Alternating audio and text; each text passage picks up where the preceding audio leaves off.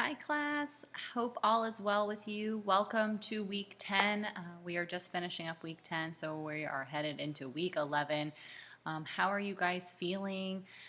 Thank you so much for sharing and being so open about your personal stories.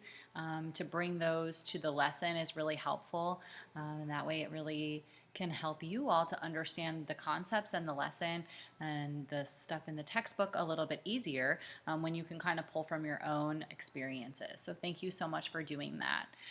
I have graded all of your papers for your advanced directive. Very well done. I saw some really great thought put into all of those. You guys really thought about what you'd like at the end of life and what your wishes would be. I also really enjoyed reading your reflection papers, the discussion post, because it really helped me understand some of the challenges that you had from doing the assignment, as well as some of the benefits that you took away from the assignment. So I'm really glad that many of you found value in the assignment. You're going to keep your advanced directive, make edits to it, put it into place as soon as possible. So that's really great. Very well done. So today I just wanted to touch base with you. We do have our site visit coming up, the paper due for that coming up shortly. So I hope you all have scheduled and or visited your sites already. I did hear back from the medical examiner's office in Fort Myers, and it does appear that they do not want any visitors or tours, and I'm so sorry for that. Like I mentioned, when I took this course, I was able to do a visit to the ME's office in Fort Myers, and it was incredible. It was an amazing experience, something that I still talk about to this day. So I'm so sorry that you're unable to visit that place. But in addition, I have some other ideas for you. So if you've already been to a hospice house and or a funeral home, you may want to consider visiting Valerie's house, which is for grieving children in Fort Myers. Also, if you have already been to a hospice house, you might also consider going to a Vow Hospice in Naples to visit Aunt Janet's house. So depending on what's closest to you, I would love to hear about your experience at either Valerie's house or Aunt Janet's house. Both are grieving children components, centers for grieving children. They both do different things. So I'd be really interested to see your papers on that. So if you're at the end and you're not really sure where to do your site visit, feel free to reach out to one of those places and see if they can accommodate you for a tour. So I just wanted to go over a few things from this week, and as we go into the next few weeks, all of these concepts are going to come up again, and I want to make sure that you're understanding them. And as you know, this is kind of my thing. I love children's grief and adult grief. That's what I spend my day job doing. So I wanted to go over a few things with you. I'm going to post a PowerPoint that I've created that I use at my job at Blue Butterfly Family Grief Center at Tidewell Hospice. It's all about children's grief, and I use it to teach our volunteers how to work with our grieving kids. So you will learn a lot from it. I'm going to go over some of it with you today, but I want you to be able to have access to it and refer to it later when needed. The other thing I posted in your module for week 10, I posted a bunch of flyers and handouts that you can save and use to help with clients, family, friends, whatever it might be when you're dealing with people who are grieving. So I did upload all of those today for you so that you have access to them. I would definitely save them on your computer so that you have access to them. Okay, so let's go over a few things here. So number one, I want to go over some stats with you because I think stats are really helpful and they play a huge role in understanding like why is this topic important. So 40,000 children will lose a parent every year, and that's actually 110 new bereaved children every day.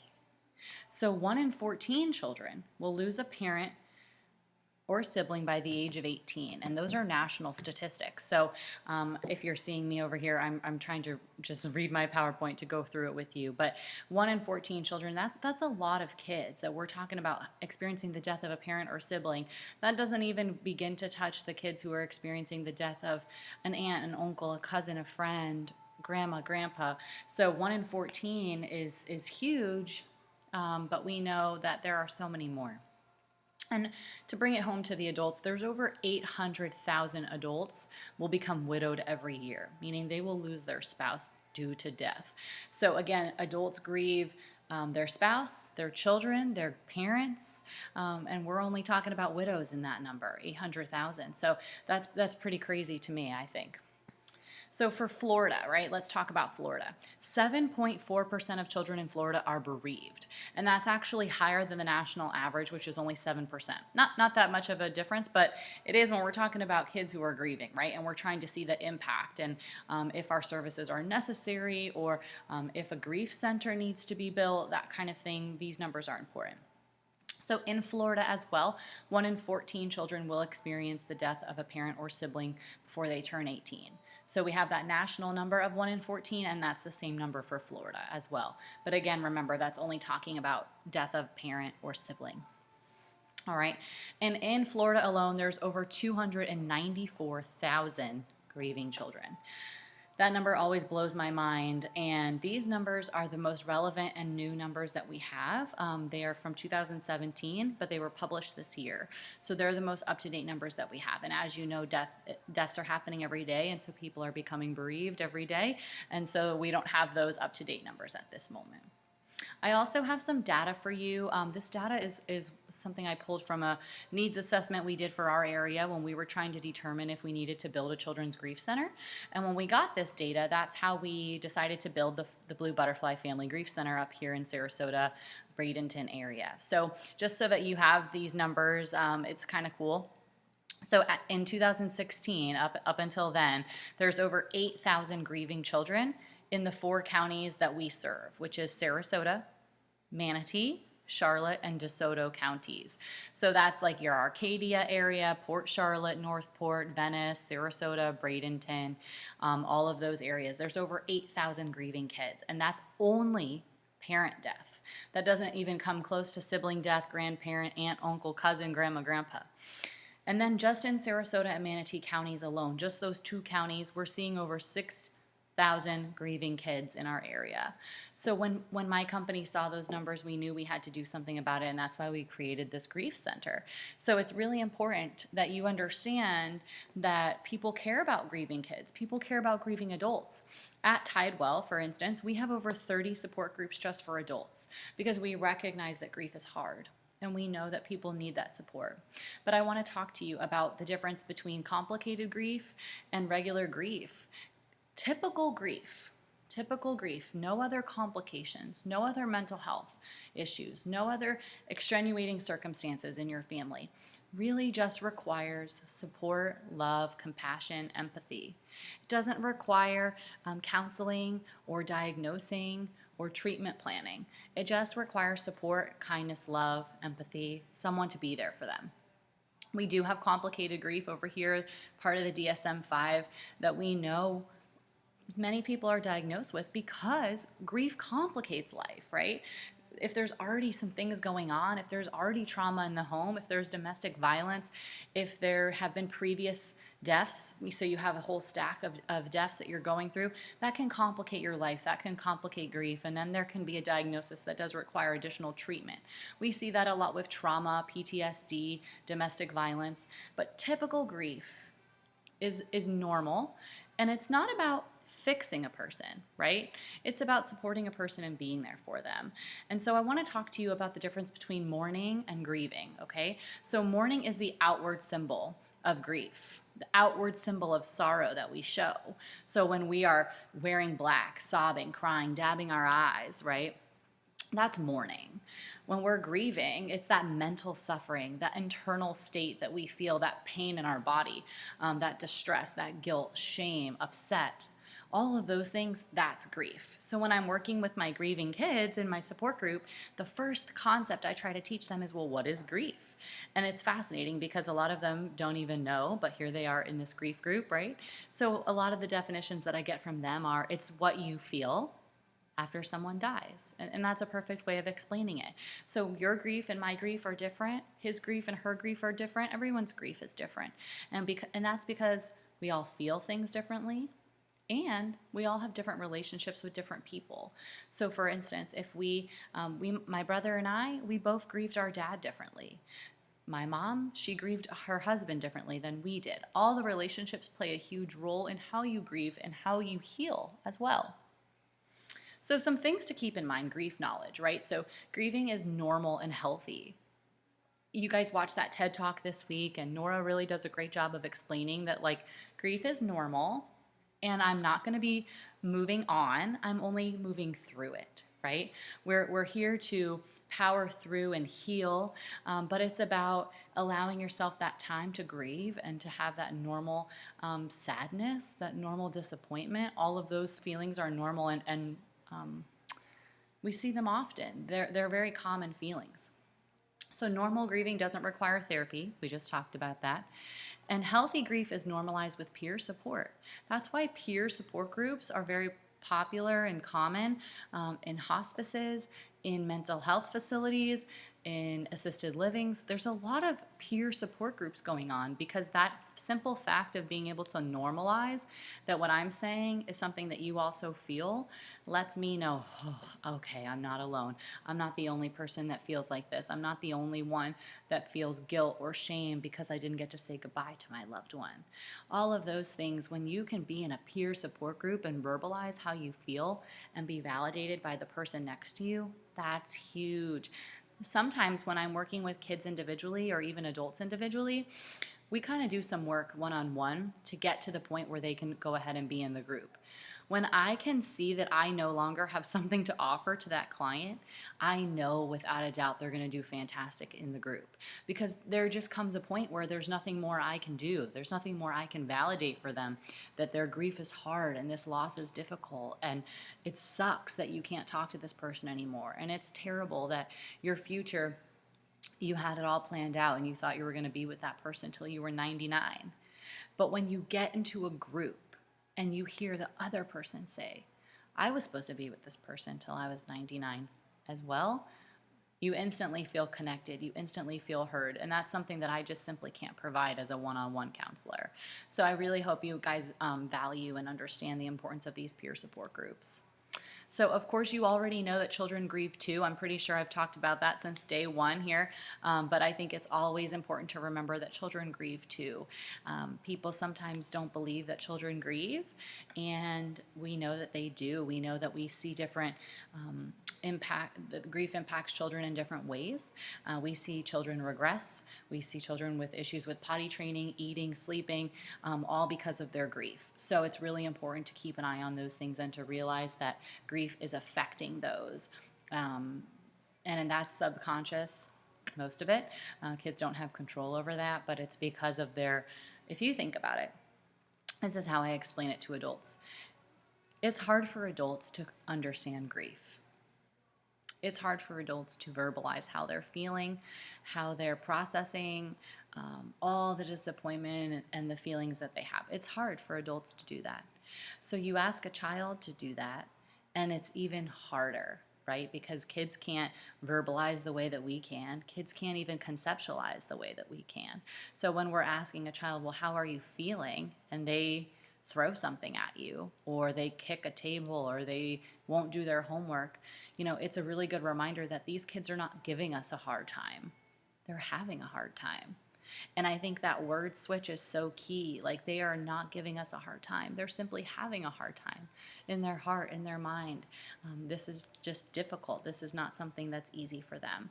And they're not doing this on purpose. And so that often has to be reminded to parents and caregivers, because we need them to understand that they play a huge role in their child's healing process when it comes to grief. Also important to remember that grief comes in waves, okay? So it's possible that one day you might be smiling and happy, and the next day you might not.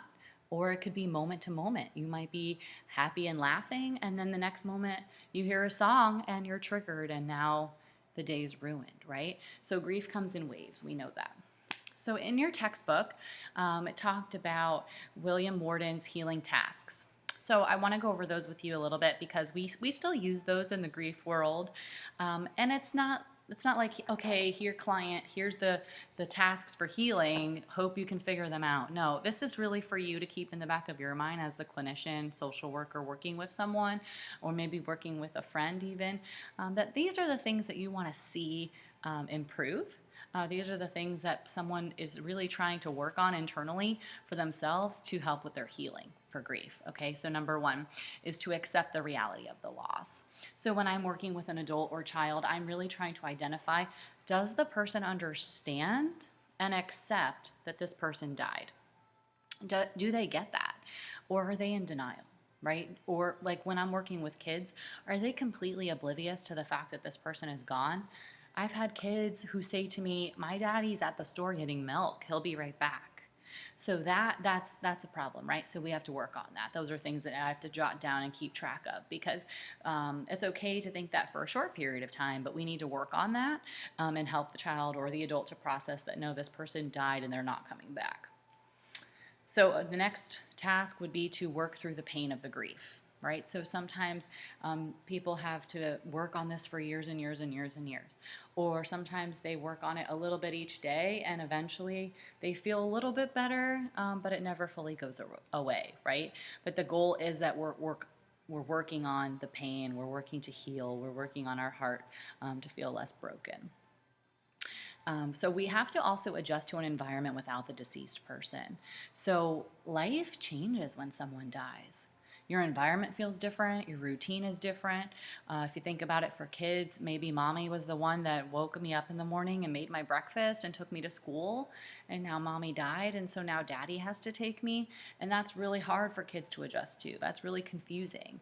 And likewise for daddy, he used to wake up, get coffee, go to work, and now he has to slow down, take care of the children, and probably get to work late. So all of these routines are different, and it's really hard to adjust to when you're not used to that, right? Or when it's a sudden death quickly and you kind of weren't prepared for it. Maybe you were prepared for it and it's still really hard, and you need help and support and people to validate you, to say, hey, you know what? You're doing a really good job. You're doing the absolute best that you can, and that's all that your kids are asking for, and that's all that you can ask for yourself. Those reminders, those positive affirmations, that validation, that is a huge, huge, huge part of our job when we're working with grieving people, because they often feel hopeless, right? Many of you are familiar with the shrink's perspective, right? So if this person was able to get out of bed today and get to my office, bravo. I am so proud of them. That's huge. And often people will come to my office and be like, I haven't done anything in days. And I'm like, actually, you got up, you got clothes on, and you got to my office. Like, that's huge. I'm so proud of you. When you're sad and depressed and your world feels like it's falling down around you, getting up and getting out of bed, driving in a car and getting to my office is huge, and that deserves a ton of praise and validation. So hope that's helpful for you guys. All right, so lastly for the William Morden's healing tasks is to reinvest in life and other relationships. So, as clinicians, social workers, we're always trying to assess for suicide ideations, make sure people are safe. We want to know if people are hopeless or hopeful, if they can see towards their future, if they're able to identify things that they're looking forward to, right? So one of the keys here in the healing tasks is that they're able to reinvest in life. So I have a client actually that I'm working with. Every day that he comes to my office, he just cries. And when anyone in his life asks him how he's doing, he basically says, how do you think I'm doing? My wife died. Very blunt, to the point. But when you see him, you just see that he's in deep pain. What more can he tell you? And just recently this week, a friend got him into boxing. So he went to a boxing gym and he put on those boxing gloves and he started just punching and hitting and working out his anger and his feelings. He came to our office this week and he said, this is the first time I've had a smile on my face in 6 weeks. So how cool is that he was able to reinvest in life by finding a hobby where he can get out his anger and his pain so that he can reinvest in life and be a parent to his children and go back to work and be a successful person in society, right? So these are just examples, but it hits true to the goal and the job that we have to heal our hearts when we're grieving, okay? So I want to go over with you a little bit about grief and children. So children are concrete thinkers. We've talked about this a few sessions ago about how we have to use words like death and died with children. But we also need to use them with adults, because adults are the ones that talk to our children, right? But it also helps them to solidify and hear those words like, okay, this person died, my husband died, my wife died. When we say lost or passed away, it really complicates things. It really kind of softens it. And we don't want to do that when we're working with grievers, because we want them to understand that this person died. We just talked about one of the healing tasks is to really make sense of and to understand that this person died and is not coming back. So why are we using flowery language like lost and passed away? It just doesn't work. So we know that kids are concrete thinkers. So we have to use words like death and died. I shared that story with you a few sessions ago about how kids think lost, like, oh, okay, are they hiding? Should we go play hide and seek and find them? You know, we owe it to kids to be honest and to share with them the concrete truth. So children re-grieve on a weekly, monthly, yearly, daily basis. Children could be fine and laughing one minute, and then the next moment could be crying. Or I have kids who've come to my support groups for months and months, and then they're like, you know what, Miss Danielle, we are ready. We are ready to be done. And then they come back a year later and they're like, we are not ready to be done. We need to come back. And that's because there are different life milestones. There are different things that are going on. And so these kids feel like they need to be back in that supportive environment where they can be heard and validated and in less isolation. And that's completely normal as well. We want to allow children to share when they're ready. We don't want to force children to share things that they're not ready. And as you know, but depending on children's age, they might talk to us with play. I've seen a lot of kids tell a story with the dollhouse, talking to us with their dolls, or with the story, acting out a story in the dollhouse or in the puppet theater. They can tell us a ton about how they're feeling, how they're doing, or how their family life is or was through the puppets, through the dolls. So we have to meet kids where they are on their level. We can't expect kids to write down for us what they're feeling. They have to show us, especially depending on their age. All right, and so children want to know the truth. Don't you want to know the truth? I always want to know the truth. If someone's upset with me, I want them to tell me. If something bad is happening, I want to know. I don't want to find out about it 6 months later. So kids are the same way. They can sense when something's off or when something's wrong, and they want to know what happened. I would say there's a lot of issues with this. Parents don't agree with this 100%. But our kind of philosophy when working with grieving adults and children is that we suggest they be as honest as possible, but age appropriately. So if we're talking about a suicide, it might not be necessary to explain that there was a gunshot to the head and there were body parts and blood and all of that. No, you don't need to tell a 5-year-old that. But is it possible to tell a 5, 6, 7, 8-year-old that daddy's brain was sick and so he died? Yeah, that's not harmful. That's not lying. That's not PTSD. That's not triggering. That is normal words to explain, and that's also the truth. So, it's all about how you explain it. And lastly, children will play out their actions or emotions. So sometimes they might talk to the dog or talk to the stuffed animal and say, Teddy really feels blah, blah, blah, when really it's Johnny really feels that. So those are really important things to remember as well when working with kids.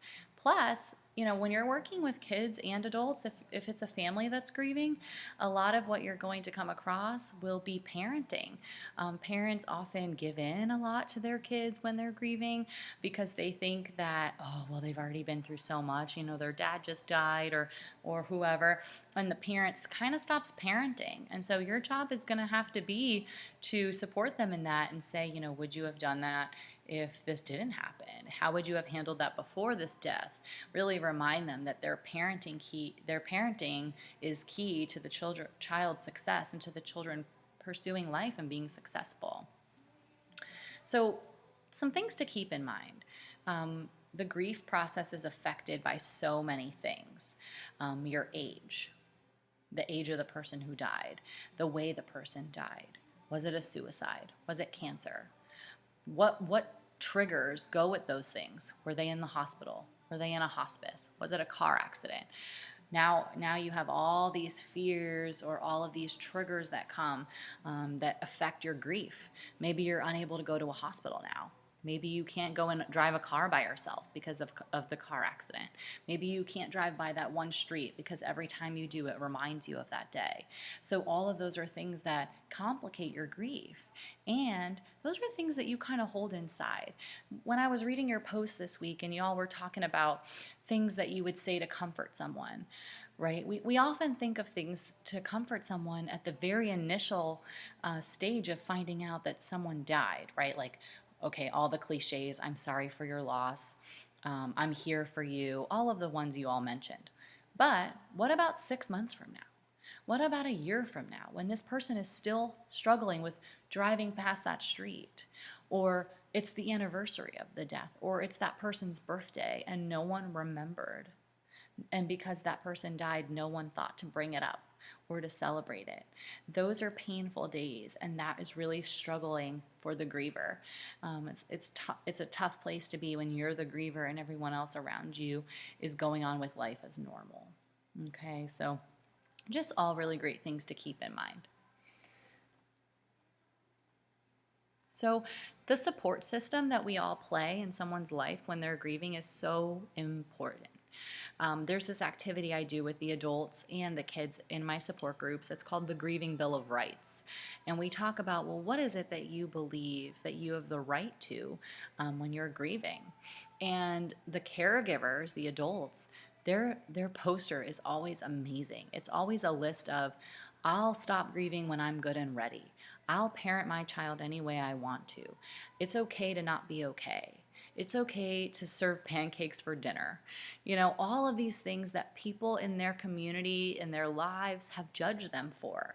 I had one mom write, it's okay to eat on paper plates for every meal. And I can't help but wonder that someone must have said to her, hey, are you ever gonna, start eating on regular plates? I think it's time for you to get away from these paper plates. And we often think that these are comforting things and encouraging things, but really they're not. They're painful. There are things that stay with us forever. These adults in my group, they were hitting them so much that they were able to talk about it in this activity. And I think it's important that we remember that and realize that the things we say to people, it really sticks with them. We think we're just kind of expressing our condolences, but these are things that people remember forever and for years. And if we don't do a good job, even just as people in our lives, friends, colleagues, acquaintances, we're doing them a disservice. We're not being good friends. I loved hearing all of your stuff in your post this week about ways that you thought you could have better phrases to use. Good. Keep thinking of those and keep focusing on those. We never want to use phrases that start with at least. At least they're in a better place. At least you got to have one more Father's Day with him. At least. I had someone say to me once, well, you can have another dad. Your mom can get remarried and you can have a stepdad. And I was so troubled by that for so long because I'm like, no, I can't have another dad. That person will never be my dad. And for someone to actually say that to me and put that on me, I found that extremely troubling, because the fact of the matter is, if she said that to me, how many people has she said that to? How many people has she troubled by that comment? And so we have to be really careful with what we say, because it really does affect the grieving process for people. So really, don't use anything that has the word at least. It's really not helpful to anyone. I also really appreciated the ones that you guys talked about where they're in a better place. No, probably not. I had one teen in my office. His grandmother died in our hospice house, and it just so happened that he had walked out of the room shortly before the grandmother died. And so the staff at the hospice house said to him, "Oh, you helped her soul leave the room and guided her to heaven," or whatever the verbiage was. But for him, he wasn't a religious kid, so none of that provided him comfort. It actually caused him pain and anxiety and upset feelings. And so we talked about that for days, because he couldn't understand, like, why would anyone say that to him? I didn't kill my grandmother. I didn't do any of that. So even though people have good intentions and they think they're helping, sometimes they're not, because if they don't know that person well enough to understand if that's going to be a supportive comment, We really should not be saying it. Really can't. I saw some other things on your post that I just wanted to comment on. So we also want to just try to stay away from using words like committed suicide. I think I might have mentioned this before, but it's worth repeating. Okay, so we are really trying, as a society, trying to get away from committed suicide. We're using words like died by suicide. That's my favorite one. I've heard other people say completed suicide. I don't love that. That's like completing a test or completing a run. I mean, I think died by suicide is the most least hurtful. So try to start using that language instead of committed suicide.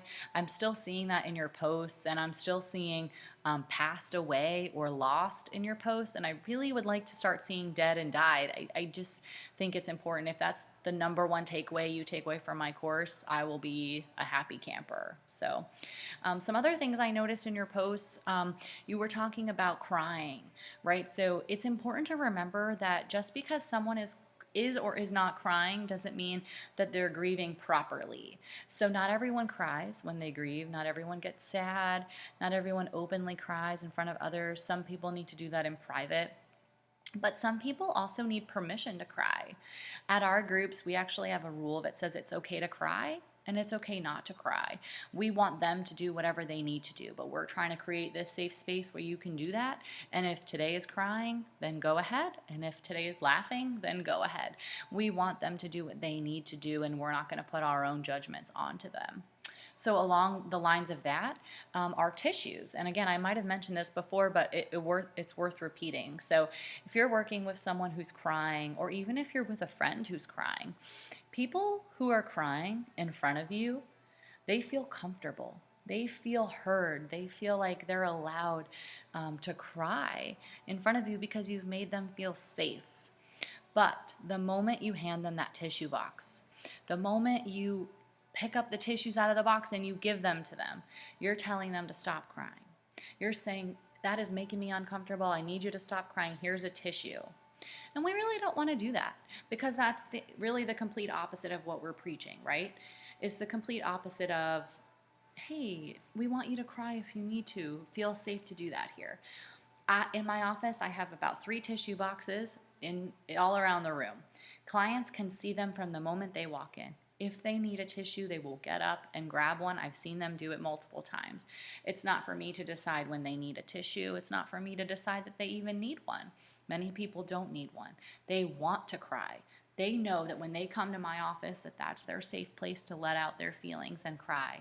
And so I want them to be able to do that without the fear of me stopping them and giving them that tissue. I hope that helps for you, because I think it's a huge, important one to remember. So focusing on kids for a second and their artwork. So again, I'm going to post this PowerPoint that I'm kind of looking at over here for you to look over, but I want to go over one thing in there that has no explanation. So there's a picture in the PowerPoint that basically has a tree with something hanging from it, a house, a sun, and some green and some red on it. And the lesson here is to never assume anything about someone else's art or